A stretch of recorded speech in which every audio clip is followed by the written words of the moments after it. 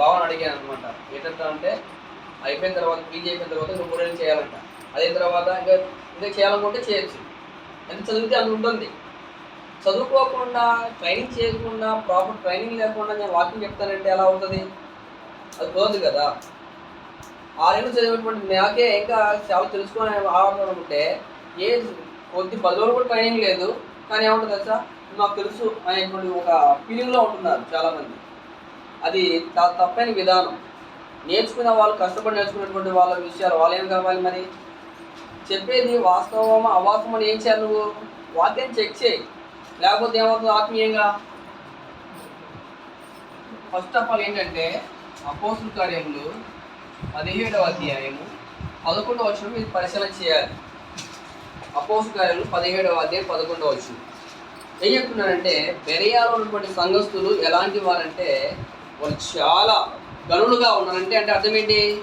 గనులు అంటే వాక్యాన్ని చెక్ చేసే విషయంలో వాళ్ళు మించిన వాళ్ళు లేరని అర్థం. చదవండి. వీరు తెస్సలోనికలో ఉన్న వారి కంటే గనులై ఉండిరి కనుక ఆసక్తితో వాక్యము అంగీకరించిరి. పౌలును శిలును చెప్పిన సంగతులు అలా ఉన్నవాళ్ళేమని వాళ్ళు ప్రతి దినం లేఖనమును పరిశోధించుతూ వచ్చింది. డైలీ ఏం చేసేవాళ్ళు? డైలీ ప్రతిరోజు కూడా ఏం అంటే వాక్యాన్ని వాళ్ళు సాక్ష్యం చేస్తున్నారు. ఎవరు చెప్పిన మాటలు? పౌలు శీల. పౌలు కంటే శీల కంటే గొప్ప సేవకుడు ఉన్నాడు ఈరోజు? పౌలు కంటే శీల కంటే గొప్ప సేవకుడు ఉన్నాడు ఈరోజు? లేడు. వాళ్ళ గోటి కూడా సమానం కాదు. అలాంటి సేవకులు చెప్పినప్పుడు ఏం చేశారు వాళ్ళు? ఎవరు? వాక్యాన్ని పరిశోధించారు. అదే చెప్తున్నాను. ఎందుకంటే అరకొర తెలుసుకోవడం కాదు, క్లారిటీ తెలుసుకోవాలి ఏదైనా. అప్పుడు దాని గురించి నువ్వు చెప్పడానికి అవకాశం ఉంటుంది. వంట బాగానే వండావు, ఉప్పే లేకపోతే నేర్పించారు, అన్నీ నేర్పించారు బాగానే, ఉప్పేలు నేర్పించలేదు అనుకోండి, ఏమవుతుంది? వంట కూర మళ్ళీ దేవిగా ఉంటుంది, రుచిగా ఉంటుందా? ఏముండదు. తెలుసుకోకుండా ఏది పడితే చేయకూడదు. గ్రంథం దేవుడు ఏం చెప్పాడు దాన్ని మనము ఆలోచన చేయగలిగి. అంటే వాక్యం నేర్చుకునే వాళ్ళు ఏం చేయాలి? వాక్యం నేర్చుకునే వాళ్ళు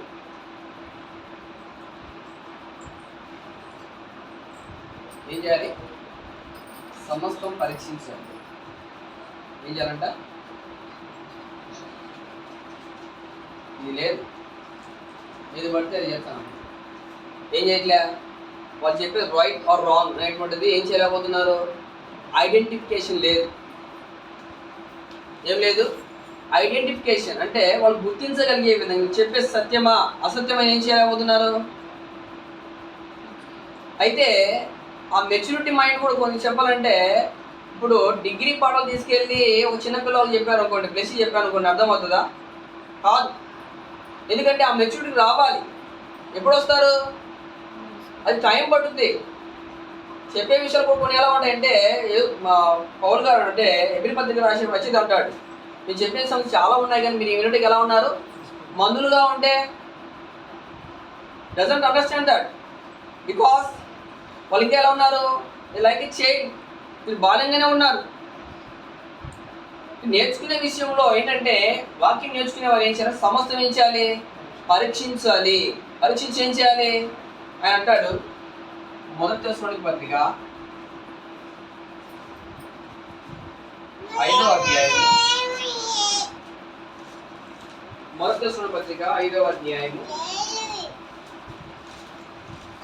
చూస్తారా? వాక్యం ఉపయోగం బాగా ఇంట్రెస్ట్ ఉన్న వాళ్ళు తెలుసుకుంది కదా మీకు. నేనే చెప్తాను.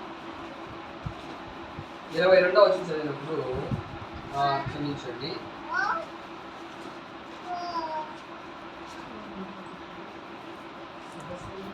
సమస్తం పరీక్షించి మేదని చెప్పడం అన్నమాట.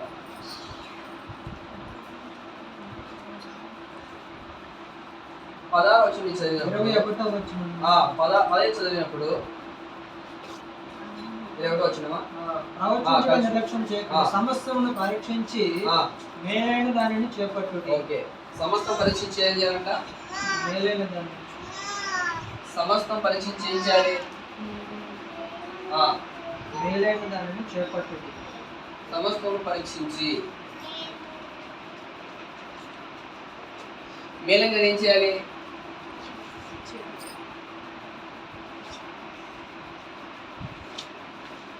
చేపట్టు, అంతే కదా. ఇక్కడ వాక్యం చెప్పేది మా అన్న, మా తమ్ముడా, మా అన్న లేకపోతే వగైరా మా నాన్న కాదు. వాక్యం చెప్పే వ్యక్తి, సత్యం చెప్పే వ్యక్తి, అసత్యం చెప్పే వ్యక్తి తెలుసుకోవాలి.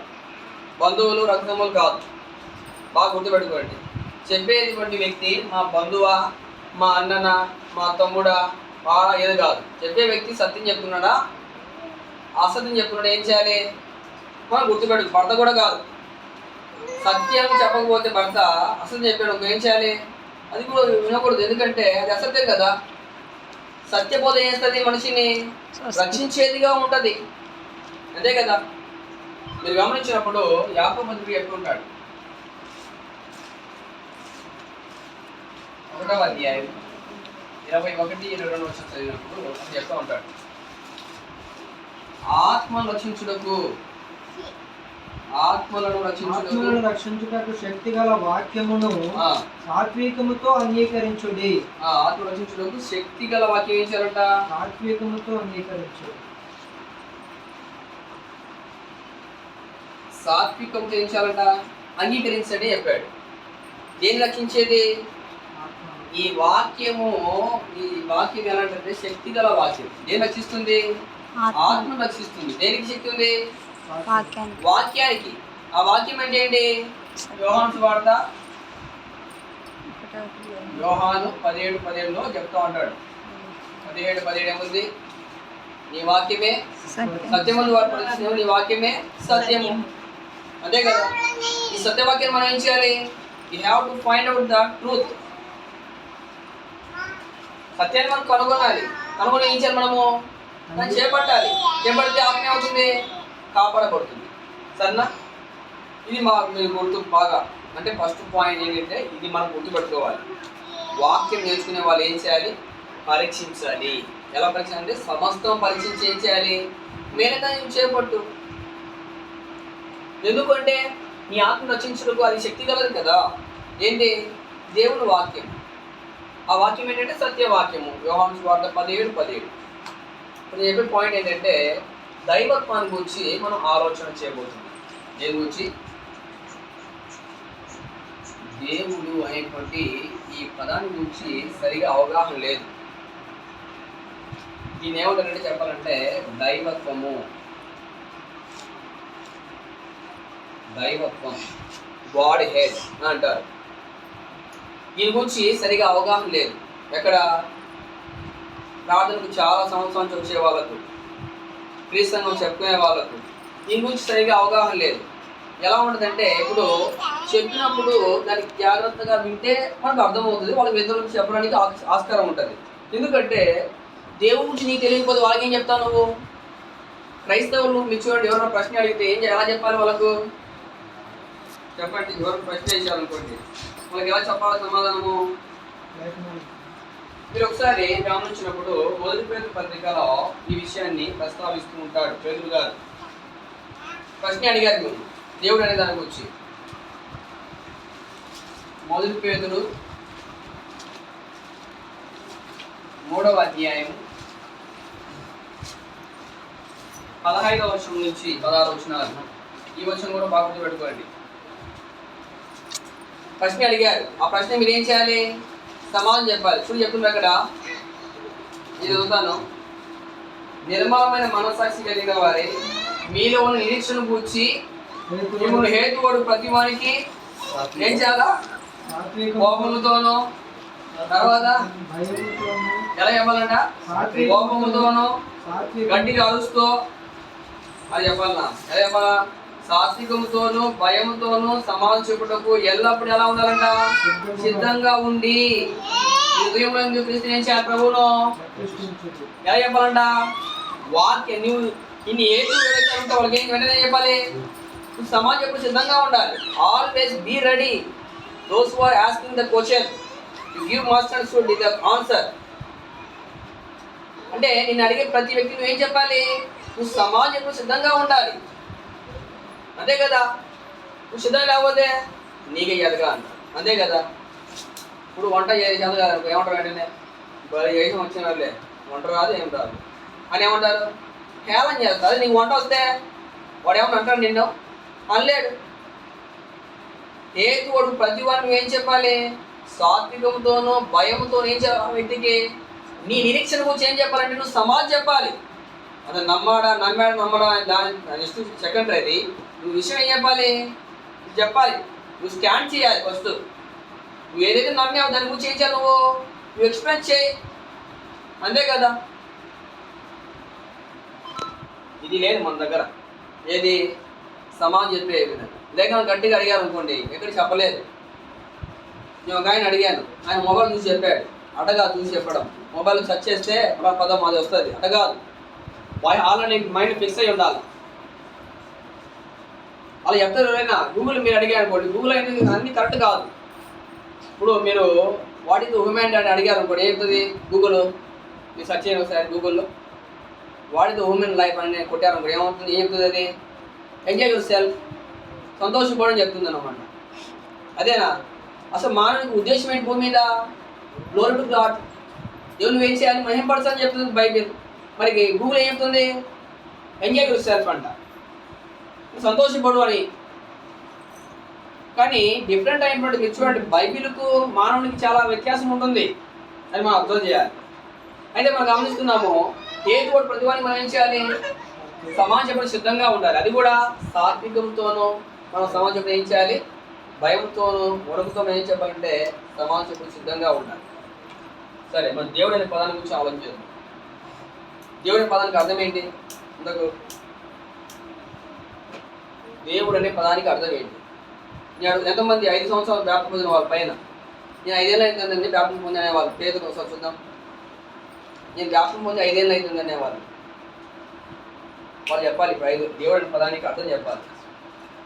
చూద్దాం, అంతే కదా. ఏం నేర్చుకుంటారు చెప్పండి, ఎవరో దేవుడు అనే పదానికి అర్థం చెప్పండి, ఎవరో చూద్దాం. దేవుడు అనే పదానికి నేను అర్థం అడగట్లేదు. ఆయన ఏమవుతున్నాడంటే అది ఏకవచనం బహువచనం తర్వాత దేవుడి పదానికి అర్థం ఏంటి, ముందు definition, what is the meaning of God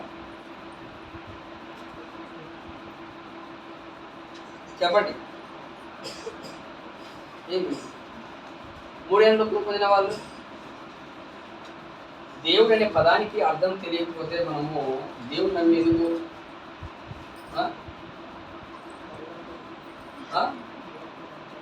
దేవుడు అంటే అర్థం ఏంటంటే సృష్టించిన వాడు,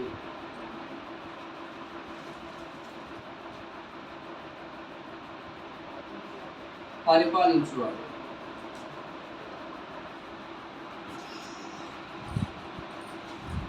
తర్వాత నాశనం చేయవాడు.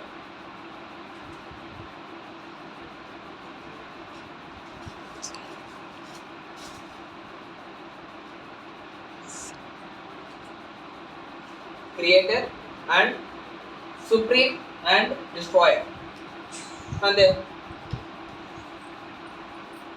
దేవుడు అంటే ఏంది, ఆయన సృష్టికర్త, సృష్టి నిర్మించేవాడు.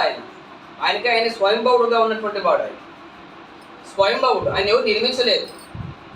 దేవుడు అంటే ఆయన ఎవరు నిర్మించలే, ఆయన నిర్మించేవాడు, ఆయనే పరిపాలించేవాడు, ఆయన నాశనం చేసేవాడు, అంతే. ఇంకేముంటుంది? దేవుడు అంటే ఆయన సృష్టికర్త, నిర్మించేవాడు, నిర్మాత. సరేనా, ముందుకెళ్దామా? ఇదే ఒక అర్థం కాలైతే, దేవుడు అనగా ఏంటంటే సృష్టించేవాడు, సృష్టికర్త, అలాగే పరిపాలించేవాడు, ఆయన సుప్రీం, తర్వాత నాశనం చేయవాడు, డిస్ట్రాయర్. సరే, మనం ముందుకెళ్దామా? ఈ దేవుడు అనే పదంలో మనం ఆలోచన చేయబోయేటువంటి ఒకటి ఏంటంటే దేవుడు అనేది మనం చూస్తున్నాం. రెండవది ఏంటంటే బైబిల్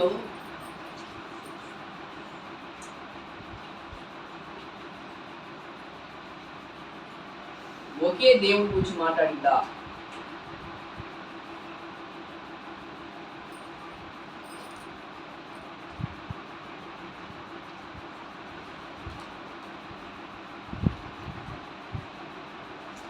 బైబిల్ ఒకే దేవుని గురించి మాట్లాడేదా మాట్లాడలేదు, ఒక్క దేవుని గురించి.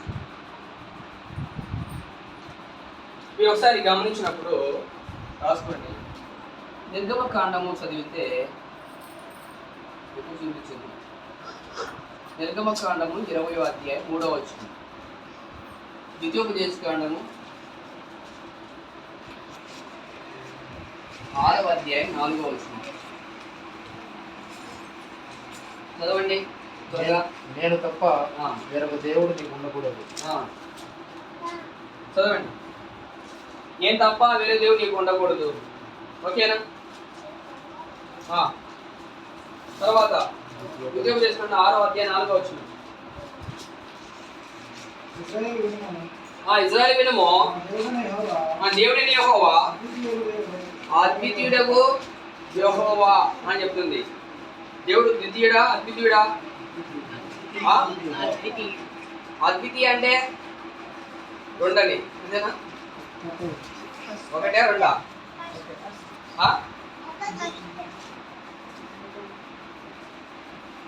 దేవుడు ఒక్కడే అని నేను నమ్ముతున్నాను. దేవుడు ఒక్కడే అని నేను నమ్ముతున్నాను. వాడు నమ్మడం మంచిదే. దేవుడు ఒక్కడే నమ్ముతున్నాయి. ఎవరు? దయ్యాలు నమ్ముతున్నాయంట.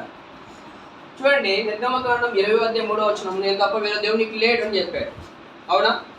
నెంబర్ 2 ద్వితీయోపదేశకాండం 6వ అధ్యాయం 4వ వచనం, అద్వితీయ అని చెప్పాడు. ద్వితీయ కాదు, అద్వితీయ అని చెప్పాడు.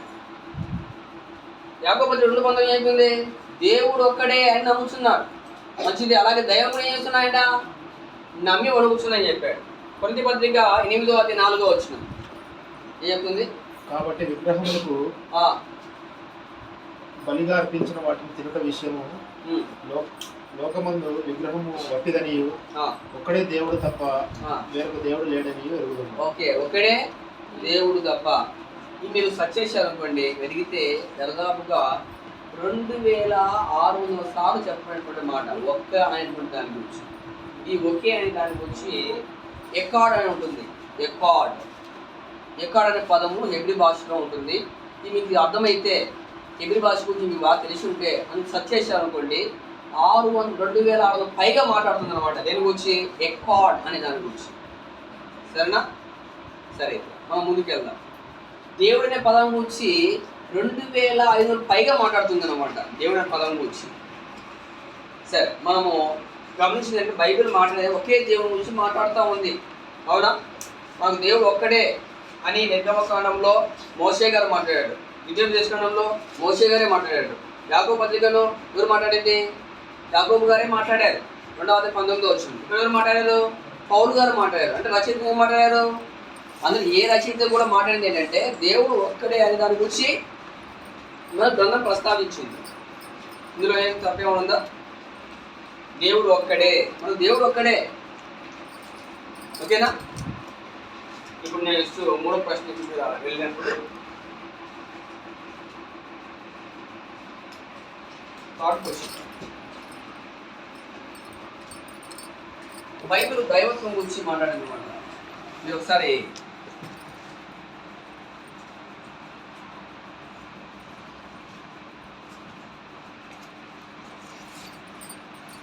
బైబిల్ దైవత్వం గురించి మాట్లాడిందా అంటే మాట్లాడింది.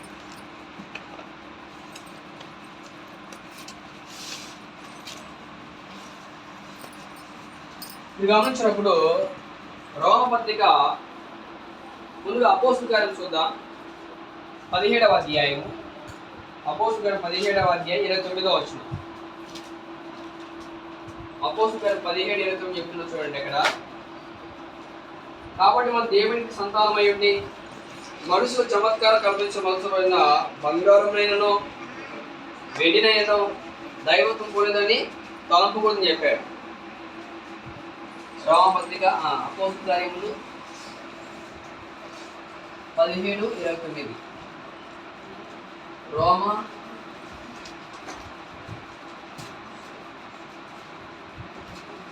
1వ అధ్యాయం దైవత్వం గురించి అది మాట్లాడుతుంది అన్నమాట. రోమపత్రిక 1వ అధ్యాయం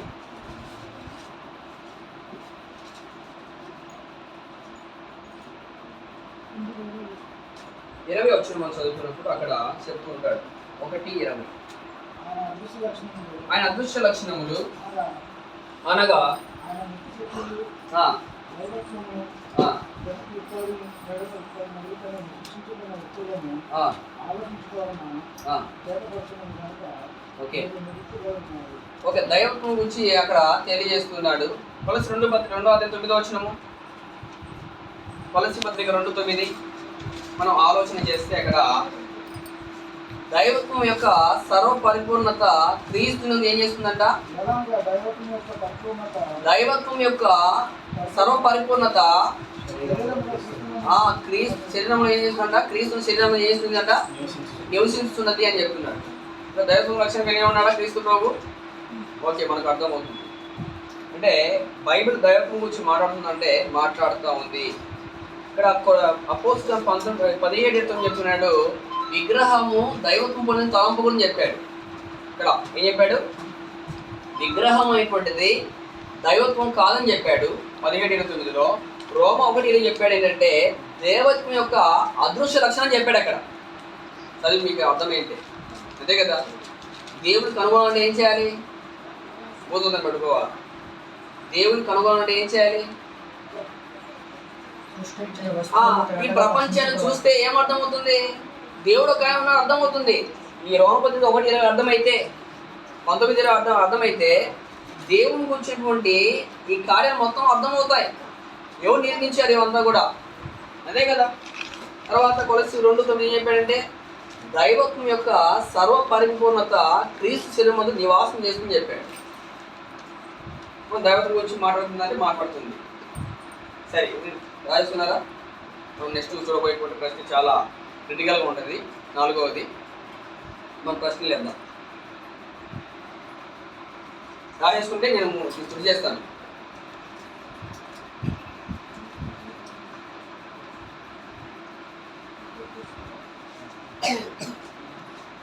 నేర్చుకునే వాళ్ళు వాక్యం రాసుకొని దాని ఇంటికి వెళ్ళి మనకు పరిశీలన చేస్తారు. ఓకేనా? ఉదయం మనం ఏం చేస్తారు? మనం గమనించబోయేటువంటి 4వ ప్రశ్న ఏంటంటే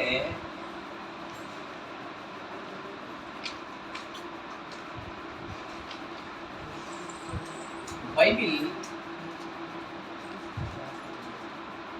దేవుడు అనే పదంలో ఎంతమంది ఉన్నారో చెప్తుందా?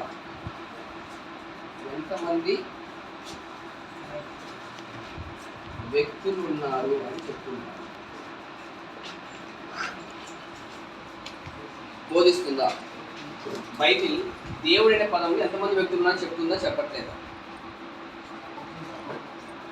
ఎంతమంది వ్యక్తులు ఉన్నారు? నిజంగా ఈ అరకొర చదివిన ఉంటారు కదా, వీళ్ళతో పెద్ద సమస్య. పూర్తిగా తెలిసినవాడిని చెప్పచ్చు, పూర్తి తెలియనివాడిని కూడా చెప్పచ్చు. ఈ మధ్యలో ఉంటారు కదా, వీళ్ళకి చెప్పలేం. నిజంగా పూర్తి చదివినవాడిని చెప్పచ్చు, పూర్తి చదివినవాడిని కూడా చెప్తే వింటాడు. ఈ మధ్యలో ఉంటారు కదా, వీళ్ళతో పెద్ద సమస్య. ఎందుకంటే వీళ్ళు ఏమంటారంటే హాఫ్ నాలెడ్జ్ అంటారు. ఏమంటారు వీళ్ళను? Half knowledge. సింపుల్గా చెప్తుంది చూడండి. ఒకసారి ఎక్కడికో వెళ్ళని అవసరం లేదు, పెద్ద పెద్ద ఏదో తీయని అవసరం లేదు. సింపుల్గానే మన గ్రామం అర్థమైతే ఈజీగా అర్థమవుతుంది కదా. ఒకసారి మనం మాట్లాడదాం. ఆదికాండము 1వ అధ్యాయము 26వ వచనం చదువుదాం. మీకు తెలుగు వచ్చిన వాళ్ళందరూ బాగా తెలుగు వచ్చిన వాళ్ళందరూ కదా. ఆదికాండం 1:20 చదువుదాం. దేవుడు అయిన తర్వాత అక్కడ స్పేస్ ఉండదు అనమాట.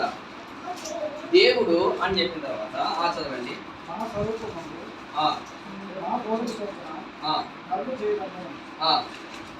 మన స్వరూపమందు మన పోలిక చొప్పున నరులను చేయదు. అంతవరకు ఆగుదాం సరేనా? మన స్వరూపమందు మన పోలిక చొప్పున నరులను చేయదము. దేవుడు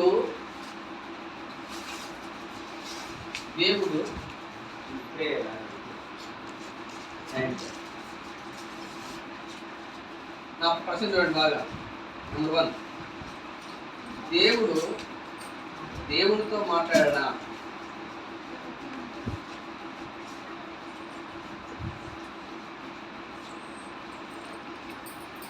మాట్లాడుతున్నాడా?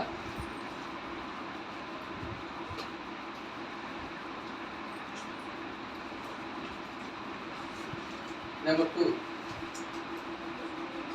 సాతానుతో మాట్లాడుతున్నాడా? సాతానుతో మాట్లాడుతున్నాడా? నెంబర్ 3, దేవదూతలతో మాట్లాడుతున్నాడా?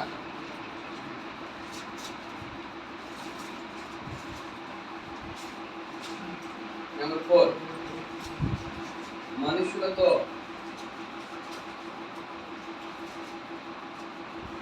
మాట్లాడుతున్నాడు. ఎవరితో మాట్లాడుతున్నాడు? దేవుడు ఎవరితో మాట్లాడుతున్నాడు? దేవుడు అంటున్నాడు మన స్వరూపమందు మన పోలుకు చొప్పున. మన అంటే ఒకడంటాడు గ్రామం వెళ్ళినాడు, దేవుడు తను మాట్లాడుకుంటున్నాడట. తెక్కులోడా మనతో మనలో మనం అంటే మాట్లాడుకుంటాం. తెక్కులోడా గ్రామం తెలియలే నీకు, తెలుగు కదా అది. దేవుడు మన స్వరూపమందు అని చెప్పాడు. వీడు ఉంటాడా? దేవుడు ఆడుకో అంటాడట. ఏ తొక్క నీకు తెలిసింది. దేవుడు చూడండి, నాకు నీ ఆత్మ ఒకటి కాదు కదా. ఒకటి అవుతుందా? నీ ఆత్మ నా ఆత్మ ఒకటి అవుతుందా? కాదు. నా ఆత్మ నాదే, మీ ఆత్మ నీదే. ఇక్కడ మాట్లాడే సంభాషణ అర్థం కాలేదా? స్టార్టింగ్ పాయింట్ చూడండి. దేవుడు చెప్తున్నాడు, దేవుడితో మాట్లాడుతున్నాడు. మన స్వరూపమందు మన పోలుకు చొప్పున నరులను చేయడము అంటే దేవుడు ఇంకొక దేవుడితోనే మాట్లాడుతున్నాడు. ఇంతగా అర్థం కాలేదు అక్కడ. దేవుడు సాతానుతో మాట్లాడలేదు అంటే మానవుడు సాతాను రూపంలో లేడు, మానవుడు దేవుడితో రూపంలో లేడు. మానవుడు అంటే దేవుడి పోలికలో అంటే చెప్పిన మనుషులతో మాట్లాడలేదు. అదే కదా, దేవుడు దేవుడితో మాట్లాడలేదు కానీ సాతానుతో మాట్లాడలేదు, దేవదూతలతో మాట్లాడలేదు, మనుషులతో ఆయన మాట్లాడలేదు. నిర్మించాలనుకున్న వారిని. ఇది కూడా అర్థం కాకపోతే వాళ్ళ గ్రామం ఇంకేమి ఏం చెప్పాలా? ఇప్పుడు నువ్వు దేవుడితో మాట్లాడు. ఎవరితో మాట్లాడాడు ఇప్పుడు ఆయన? ఏ దేవుడితో మాట్లాడాడు ఆయన? అంతే కదా. దేవుడు మన స్వరూపమందు మన పోలుకు చొప్పున. మీరు ఇంకా గమనించినప్పుడు ఆదికాండము ఇంకో మాట చెప్తాడు. ఆదికాండము 3వ అధ్యాయం 22-23 అలా చదవండి. ఆదికాండము 11:7 చదవండి. దేవుడు యెహోవా ఇది మనిషికి ప్రేమ కాదు, మనలో ఒక్కరోజు వాడాలని.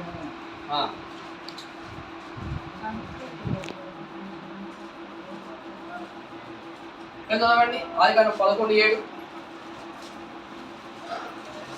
ఆదికాండం 11:7 ముగించేద్దాం. కనుక మనం దిగిపోయి అని చెప్పాడు. ఎవరు మాట్లాడారు అక్కడ? ఎవరితో మాట్లాడారు? మళ్ళా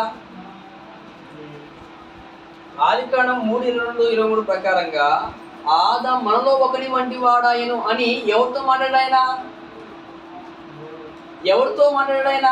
మీకు అర్థమైందా? ఎవరితో మాట్లాడాడు? ఎవరితో మాట్లాడారు చెప్పాలంటే దేవుడితోనే మాట్లాడాడు. ఇంత క్లారిటీ లేదా అక్కడ? దేవుడితో మాట్లాడాను చాలు. నేను ఇంకా ఎలోహిం చూపించలే. ఎలోహిం అంటే ఇంకా చాలా ఉంటుంది. అంటే ఇక్కడ తెలుగులో మీరు చూడండి, మన స్వరూపమందు మన పోలుకు చొప్పున నరులను చేయదము అని చెప్పాడు. అదే కదా. తర్వాత ఆదికాండం 3వ అధ్యాయం 22 ప్రకారంగా ఆదాము మనలో ఒకని వంటి వాడని చెప్పాడు దేవుడు. ఎవరితో మాట్లాడేటప్పుడు కూడా సాతానుతో కాదు, దేవదూతలతో కాదు, మనుషులతో కాదు. ఎవరితో మాట్లాడాయన? దేవుడితోనే మాట్లాడాడు. ఆదికాండం 11:7 ప్రకారంగా మనం దిగిపోయి అని చెప్పాడు. ఎవరు దిగిపోవాలంట? మళ్ళీ దేవుడే ఆయన మాట్లాడుతున్నాడు. యెషయా గ్రంథం మీరు చదవండి. యెషయా గ్రంథము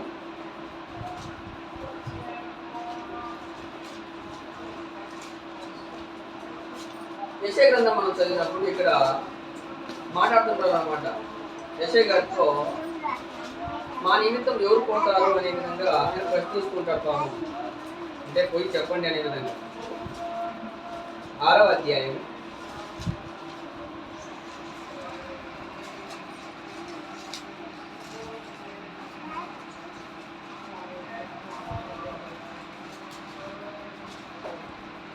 6 నుంచి మనం చదివినప్పుడు అప్పుడు ఆ శరాపులలో ఒకడు తాను బలిపీఠం మీద నుండి కారుతో తీసిన నిప్పును చేత పట్టుకొని నా యొద్దకు ఎగిరి వచ్చి నా నోటికి దాన్ని తగిలించి ఇది నీ పెదవులకు తగిలిన గనుక నీ పాపమునకు ప్రాయచిత్తమాయను, దోషము తొలగిపోయెను అనెను. అప్పుడు నేను ఎవని పంపెదను, మా నిమిత్తము ఎవడు పోవునని ప్రభువు సెలవీయగా. మా నిమిత్తము ఎవడు పోదని మళ్ళీ ఏం ప్రభువు సెలవిస్తున్నాడు. మా నిమిత్తం, ఎవరి నిమిత్తం? అక్కడ మళ్ళా ప్లూరల్ వచ్చిందా? మా నిమిత్తం ఎవరు పోతారు? ఇది కూడా అర్థం కాదు. మరి 4 వచన భాగాలు కాంట్రవర్సీ ఏమైనా ఉందా? అక్కడ కాంట్రవర్సీ ఏముందా? విరుద్ధం ఏముందా? ఇక్కడ కాంట్రవర్సీ ఏమైనా ఉందా? మా నిమిత్తము అన్నాడు కదా. ఇక్కడ కాంట్రవర్సరీ లేఖనాలకు ఏమన్నా విరోధ భావం ఏమైనా ఉందా? 8వ వచనం మా. ఇక్కడ పాడింది ఏంటి? మా. ఇక్కడ పాడింది ఏంటి? మా. మనలో అని చెప్పాడు ఇక్కడ. అంతేనా? గ్రామం చూడండి మళ్ళా. మనలో దేవుడు అంటు, మనలో మన స్వరూపం ముందు. అంతేనా? మన స్వరూపం. ఇక్కడ మనం దిగిపోయి మా నిమిత్తం అని చెప్పాడు. ఇంత ఈ 4 వచనాలు ఏం చూపిస్తున్నాయి? ఈ 4 వచనాలు ఏం చూపిస్తున్నాయి? దేవుడు అనే పదంలో ఎంతమంది వ్యక్తులు ఉన్నారో చూపిస్తుంది. ఒకరికంటే ఎక్కువ చూపిస్తుంది. కలిపాను ఇక్కడ, కలిపానా? వాళ్ళకి నిజంగా ఇలా కొంతమందికి గ్రామం కూడా తెలియదు. తెలుగు ఏం చదివారు, మళ్ళీ తెలుగు కూడా సరిగా అర్థం కాలే. చెక్కులోడా ఇంత బాగా చక్కగా వాకింగ్ చెప్తుంటే దాన్ని ఈ దేవుడే ఆ దేవుడు అంట. ఏంది నీకు సరిగా బైబిల్ చదువు తెలియలే, నువ్వు మళ్ళీ వాకింగ్ పోయిస్తూ ఉంటావు. ఏమని కొద్దిగా ఆలోచించాలి కదా. ఎవరితో మాట్లాడుతున్నాడు అక్కడ బాగా అబ్జర్వ్ చేయి, బాగా ఆలోచన చేయి నిదానంగా. ఎవరితో మాట్లాడాయనా? నీతో నాతో కాదు, దేవతలతో కాదు, సాతానుతో కాదు. ఎవరితో మాట్లాడాయనా? ఇంకొక ఆయనతో మాట్లాడాడు. చాలా క్లియర్గా చెప్పాడు ఆయన. 4 వచనాలు ఏమి విరుద్ధం ఏమి లేవు.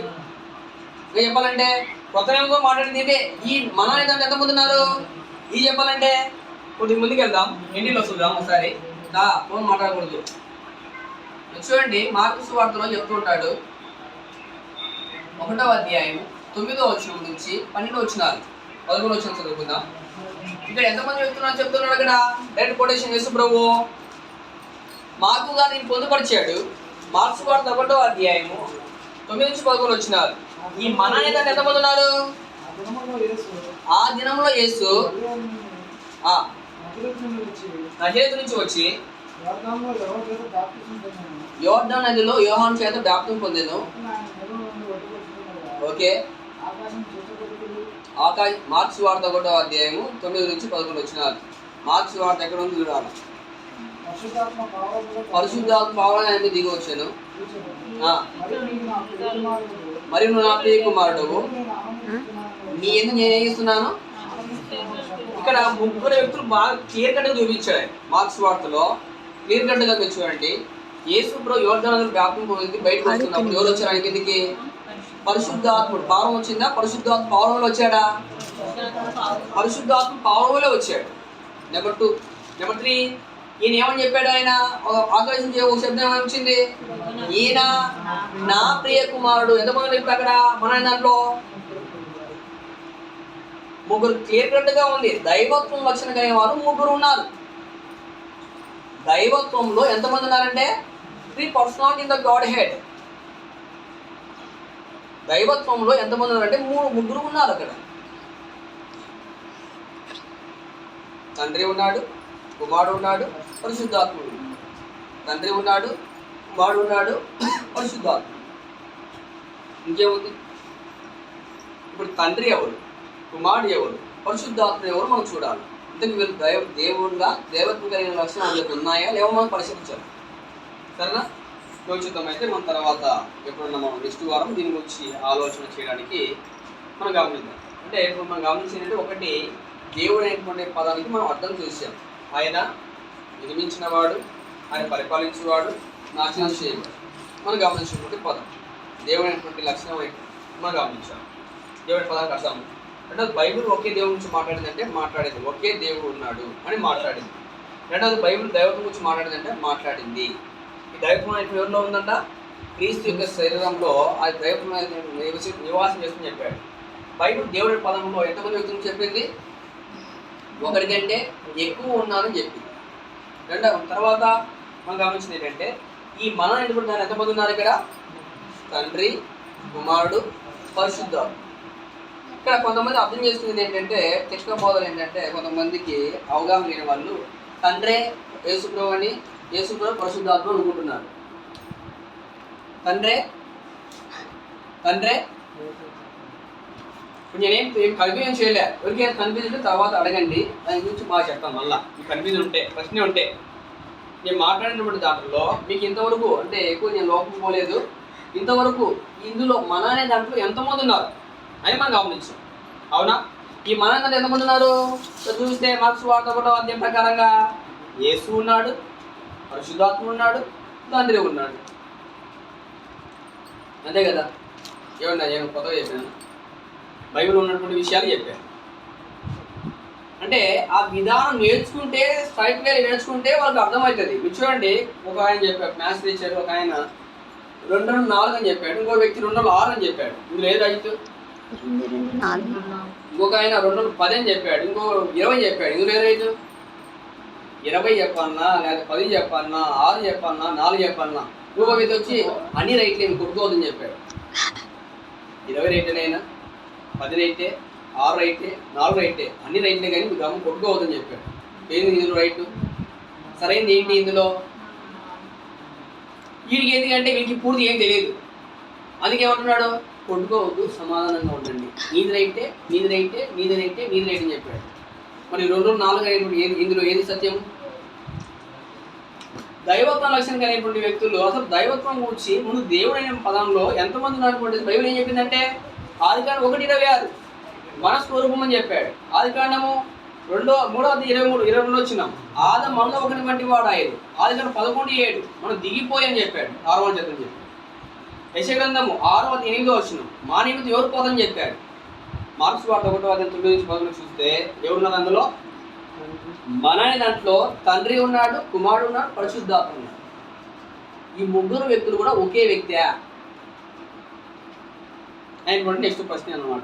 ఈ ముగ్గురు వ్యక్తులు కూడా ఒకే వ్యక్తి కలిగిన వారా, లేక ఈ ముగ్గురు వ్యక్తులు కూడా దేవుడి పదంలో ముగ్గురు ఉన్నారా లేదని మనం చూద్దాం. సరేనా? నెక్స్ట్ ప్రశ్న ఏంటంటే ఈ దేవుడు అనే పదంలో ఎంతమంది వ్యక్తులు ఉన్నారు? ఈ ముగ్గురు వ్యక్తులు దైవత్వం కలిగిన వాళ్ళ కాదా మనం చూడాలి. సరేనా? ఇది తెలుసుకోకపోతే ఒక ఆయన ప్రార్థన చేస్తాడు, తండ్రి మీరే వచ్చి రక్తం కాడ్చారు, తండ్రి మీకు తండ్రి మీరు రక్తం కాడ్చారు, శిలువ మీద మరణించారు. శిలువలో మరణించి తండ్రి యేసుప్రభువా? నాకు తెలియక అడుగుతాను, శిలువ మీద మరణించింది తండ్రి అయిన దేవుడా, యేసుప్రభువా లేదా పరిశుద్ధాత్ముడా? ఏం ప్రార్థన చేస్తాడు?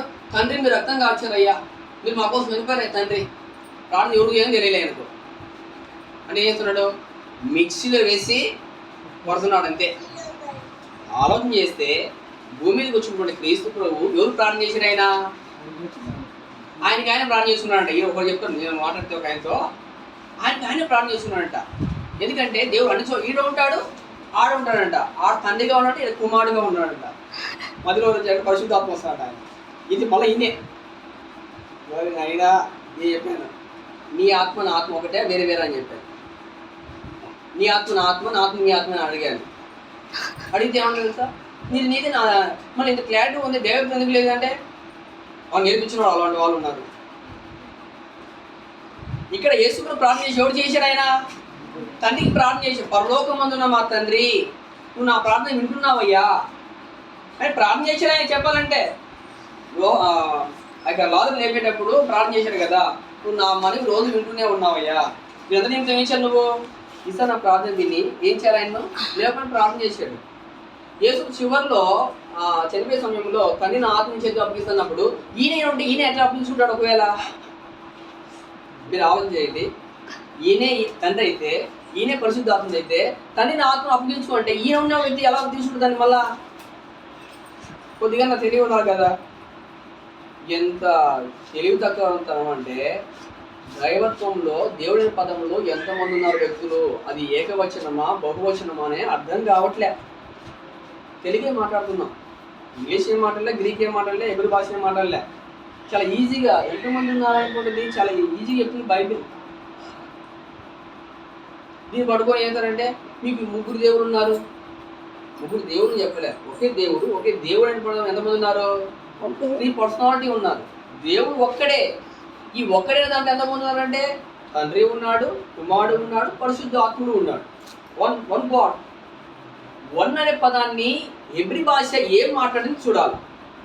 మనం మాట్లాడేది మన తెలుగు భాష ఉంది కదా, మనకు శిక్షణ ఏంటంటే మనం లోపల కప్పకు ఒక ఆలోచన చేస్తుంటాం అనమాట. కప్పకి ఏంటంటే ఈ బావిలో ఉన్నదాన్ని లోకం అంట, బయటకు వస్తే ఇంకెంత ఉంది ప్రపంచము. వీళ్ళు తెలిసింది ఏంటంటే 1+1 అంటే వీళ్ళకి తెలిసినటువంటి క్యాల్కులేషన్ ఏంటంటే ఇది.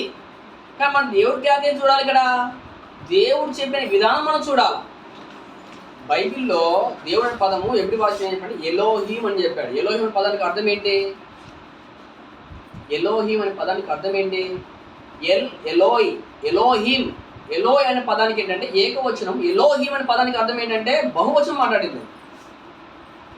ఈ గ్రామర్ కూడా తెలియదు, మళ్ళా ఏది ఎబ్రి భాష తెలియదు, గ్రీక్ భాష తెలియదు, వొకాబులరీ తెలియదు, ఓవెల్స్ కూడా తెలియదు. దేని గురించి?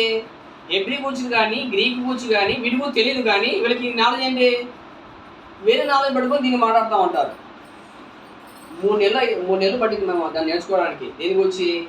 గాడ్ హెడ్ అనేటువంటి దాని గురించి, దైవత్వం కలిగిన వాళ్ళు ఎంతమంది దాని గురించి నేర్చుకోవడానికి 3 నెలలు పట్టింది. 90 రోజులు. 90 రోజులు అంటే ఒక క్లాసు దాదాపుగా చెప్పాలంటే 1 గంటన్నర చెప్పారు. అర్థం చేసుకోవాలనే ఉద్దేశంతో. వీళ్ళు ఏమంటున్నారు? ఏం నేర్చుకోకపోయినా కూడా ఏమంటారు తెలుసా? ఆయన ఈయన ఆయన అంటున్నారు. వాళ్ళు నేర్చుకునే పదం ఏంటంటే ఒక పదం చెప్తాను, మీరు నెక్స్ట్ దాన్ని చూసుకొని రండి. వాళ్ళు చెప్పేటువంటి ఒక మీకు చెప్తాను. యోహాను సువార్త యోహాను 14:6-9 ఉంటుంది అనమాట. ఏముంటుందంటే అక్కడ తండ్రి నేను నా తండ్రి ఉంది కదా, ఏకమే ఉన్నాం కదా, దాన్ని మాట్లాడుతున్నమాట. చూడు ఏం చెప్పాడు ఆయన, మీకు తెలియదు అంటారు. మీరు పడుతుంది ఒకటే, ఎప్పుడు కుందేలు కానీ 3 కాళ్ళు. చదవండి ఒకసారి. ఓకే. మీరు నన్ను ఎరుగుంటే నా తండ్రి మీరు ఎరుగుంటారు.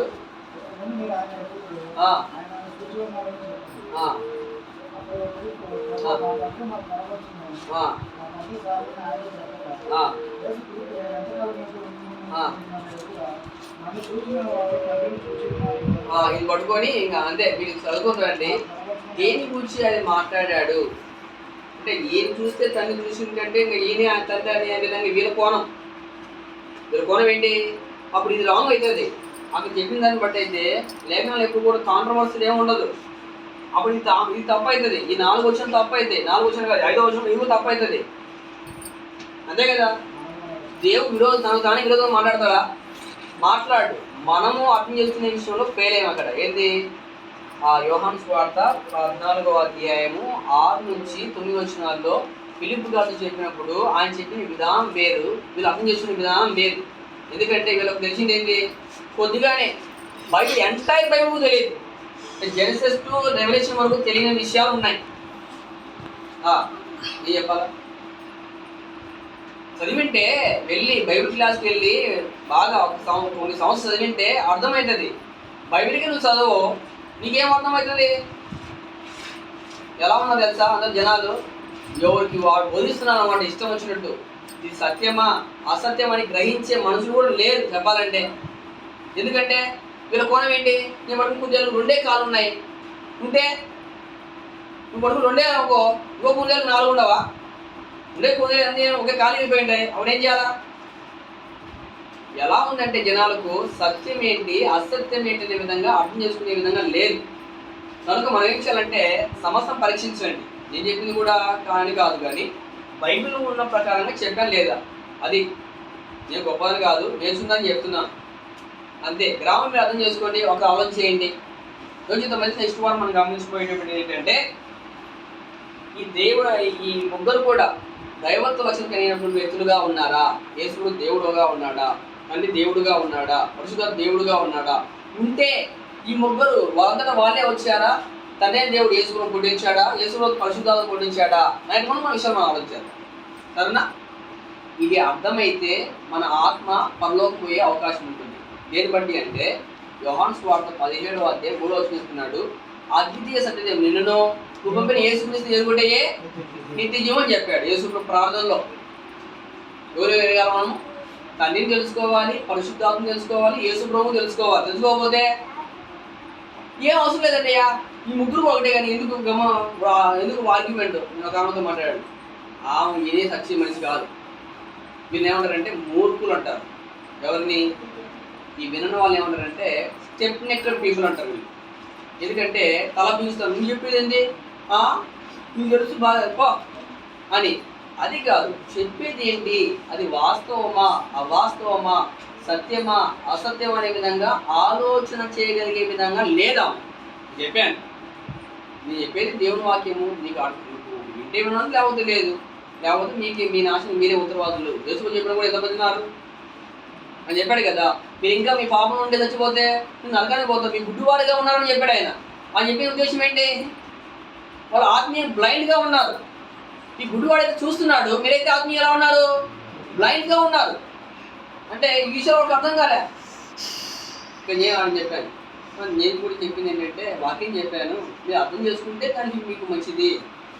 సత్యం తెలుసుకొని మీరు ప్రార్థన చేయండి. ఇప్పుడే గుర్తుపెట్టుకోండి, అయ్యా నువ్వు సత్యం నడిపించయ్యా, నువ్వు ప్రార్థన చేసుకో చాలు. నేను ఎక్కడ నడిపిస్తాడు? సత్యం నడిపిస్తాడు.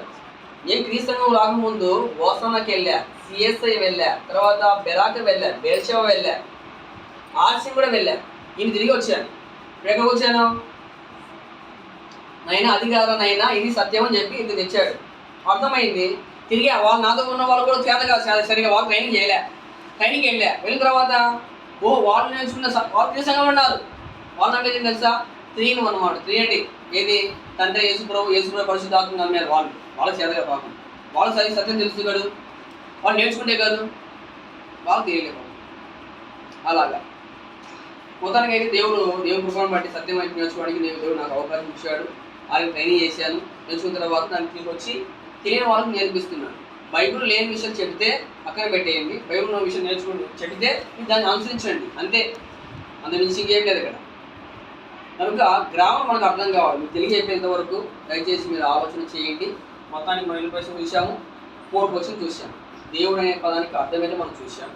నెంబర్ 2, దేవుడు అనే పదాన్ని గురించి దేవుడు ఒక్కడైతే బోధిస్తున్న బైబిల్ అంటే ఎస్ అని మనం గమనించాం. నెంబర్ 3, బైబిల్ దైవత్వం గురించి బోధించిందంటే ఎస్ మనం చూసాం. 4th క్వశ్చన్, బైబిల్ దేవుడు అనే పదంలో ఎంతమంది ఉన్నారో చెప్పిందా అని మనం గమనించాం. అది మనం గమనించి చివరికి ఏంటంటే తెలియదు ఏంటంటే తండ్రి ఉన్నాడు, కుమారుడు ఉన్నాడు, పరిశుద్ధాత్ముడు ఉన్నాడు. సరేనా? ఇప్పుడే అయిపోదు, మనం తర్వాత చూద్దాము. మనకు లేట్ అయిపోయింది కనుక ఊహించేద్దాము. ఇంతవరకు ఓపికతో ఉన్నటువంటి మీ అందరూ కూడా మనం తెలియజేసుకుంటూ ముగిస్తూ ఉన్నాను.